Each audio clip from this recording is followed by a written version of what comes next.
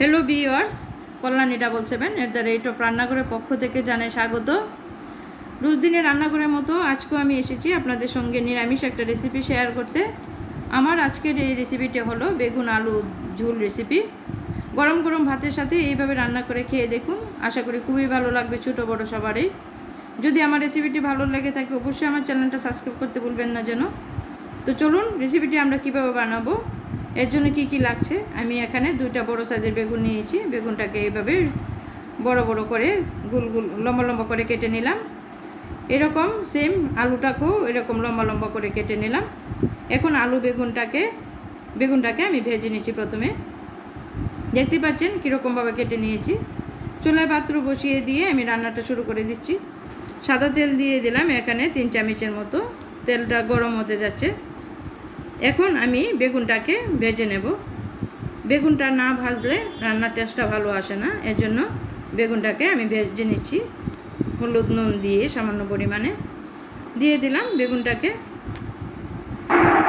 গরম গরম ভাতের সাথে এই রেসিপিটি বানালে খুবই ভালো লাগে, আশা করি আপনাদেরও ভালো লাগবে। দিয়ে দিচ্ছি এর মধ্যে পরিমাণ মতো নুন হলুদ দিয়ে এখন উল্টে পাল্টে সবটাকে আমি ভেজে নেব। মিনিট 5 সময় লাগবে ভেজে নিতে, তবে খেয়াল রাখতে হবে যেন বেগুনটা নরম না হয়ে যায়। এইভাবে রান্নাটা করে নিতে হবে। অনেকটা ভাজা হয়ে গেছে, আর 2-3 মিনিটের মতো আমি এইভাবে উল্টে পাল্টিয়ে ওইটাকে আরও নাড়াচাড়া দিতে থাকবো। দেখতে পাচ্ছেন হয়ে গেছে আমার সেই ভাজাটা। এখন আমি নামিয়ে নিচ্ছি। তো বেগুন ভাজার মধ্যে অনেকটা তেল টেনে নেয়, তো এর মধ্যে আমি আরও পরিমাণে তেল মিশিয়ে রান্নাটা আমি করে নিচ্ছি। রান্নাটা আমি সম্পূর্ণ সাদা তেল দিয়েই করছি। দিয়ে দিচ্ছি আরও 3 চামচের মতন সাদা তেল। তেলটা আমার গরম হয়ে গেছে। এখন আমি ফোড়নে দিচ্ছি 2-3টার মতো শুকনো লঙ্কা, 2টা শুকনো লঙ্কা দিলাম, আর দিচ্ছি 5 ফোড়ন। ওইটাকে সামান্য পরিমাণে ভেজে নিচ্ছি।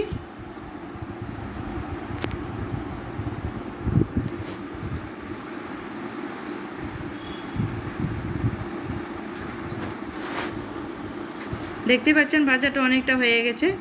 এখন আমি দিয়ে দিচ্ছি এর মধ্যে আলুটা, লম্বা লম্বা করে কেটে রাখা সেই আলুটাকে আমি এর মধ্যে দিয়ে দিচ্ছি। আলাদা করে ভাজতে হবে না, আমি একসাথেই করে নিচ্ছি রান্নাটা। যেহেতু আমি বেগুনটা আগে আলাদা করে ভেজে নিয়েছি, নতুন করে এখন আর আলুটাকে আলাদা করে ভাজতে হবে না। দিয়ে দিচ্ছি সামান্য পরিমাণে কাসুরি মেথি। কাসুরি মেথি দিলে এর টেস্টটা অন্যরকম আসে, এর জন্য দিয়ে দিচ্ছি এখানে। আপনারা চাইলে রান্না শেষও দিতে পারেন। দিয়ে দিচ্ছি পরিমাণ মতো জিরে গুঁড়ো, ধনে গুঁড়ো, হলুদ গুঁড়ো, সবগুলি উপকরণ মোটামুটি দেওয়া হয়ে গেছে। পরিমাণ মতো নুনও দিয়ে দিলাম। খেয়াল রাখতে হবে আমি বেগুন ভাজার সময়ও সামান্য পরিমাণে নুন দিয়েছি, ব্যালেন্সটা কাটানোর মতন। এখন বাকি নুনটা দিয়ে দিলাম। দিয়ে দিচ্ছি আদা কুচানো। এখন আদা থেকে কাঁচা গন্ধটা যাওয়া পর্যন্ত আমি এইভাবে উল্টে পাল্টে ভেজে নেব। আলুটাও ভাজা হয়ে যায় যেন এইভাবে আমি করে নিচ্ছি। ঢেকে রেখে দিলাম। দেখতেই পাচ্ছেন আলুটা আমার ভাজা হয়ে গেছে। দিয়ে দিচ্ছি এখানে ঘরে বানানো লাল লঙ্কার গুঁড়ো। আপনারা আপনাদের পরিমাণ বুঝে দিয়ে দেবেন। এর জন্য সামান্য পরিমাণে দিয়ে দিচ্ছি জল, কেননা মশলাটা যেন ভালো করে ভাজা হয়ে যায়, এর জন্য আমি সামান্য পরিমাণে জলও দিয়ে দিলাম। দিয়ে ঢেকে রেখে দিলাম। মিনিট 5 পরে ফিরে এসেছি। দেখতে পাচ্ছেন জলটাও টেনে গেছে, আর পাশাপাশি আলুটাও আমার ভাজা হয়ে গেছে। বন্ধুরা, এরকমভাবে আপনারা অবশ্যই বাড়িতে ট্রাই করে দেখবেন, আশা করি আপনাদের খুবই ভালো লাগবে। ছোটো বড়ো সবাই মুখে লেগে থাকার মতো এই রান্নাটা। দিয়ে দিলাম ভেজে রাখা বেগুনটাকেও, আর 4টার মতো কাঁচা লঙ্কা দিয়ে দিলাম। এখন সবটা সাথে আমি মিশিয়ে নেব। আলু বেগুন সবটা ভেজে নেব একসাথে। ভেজে নিয়ে আমি এখানে গরম জল দিয়ে দেব। ভাজাটা আমার হয়ে গেছে। এখন আমি এর সাথে অ্যাড করে নিচ্ছি পরিমাণ মতো জল। গ্রেভিটা আপনাদের পরিমাণ বুঝে দিয়ে দেবেন। আর একটু পরিমাণে জল দিয়ে দিচ্ছি এর মধ্যে, কারণ এটা যখন শুকিয়ে যাবে তখন অনেকটা কমে যাবে, এর জন্য আর একটু পরিমাণে জল আমি এর সাথে অ্যাড করব।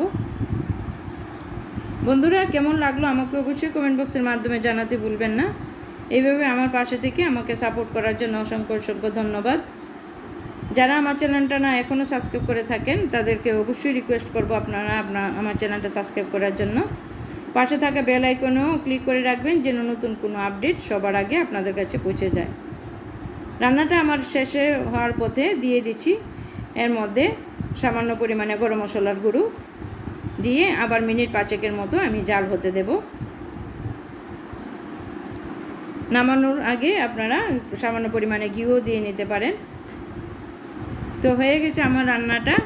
এখন আমি ওইটাকে সার্ভ করে নিতে পারবো গরম গরম ভাতের সাথে। বন্ধুরা, কেমন লাগলো আমাকে অবশ্যই কমেন্ট বক্সের মাধ্যমে জানাবেন। আপনাদের প্রিয় বন্ধুবান্ধব আত্মীয় স্বজনদের কাছে বেশি বেশি পরিমাণে শেয়ার করবেন, লাইক করবেন। দেখতেই পাচ্ছেন আপনারা গ্রেভিটা কেমন হয়েছে। আমি চুলাটা অফ করে দিলাম। এভাবে রান্না করলে আপনাদেরও ভালো লাগবে। তো ঠিক আছে বন্ধুরা, আজকের মতো ভিডিও এখানেই শেষ করছি। দেখা হচ্ছে আবার পরবর্তী পর্বে নতুন কোনো ভিডিও নিয়ে। ততক্ষণে ভালো থাকুন, সুস্থ থাকুন। বাই বাই, ধন্যবাদ।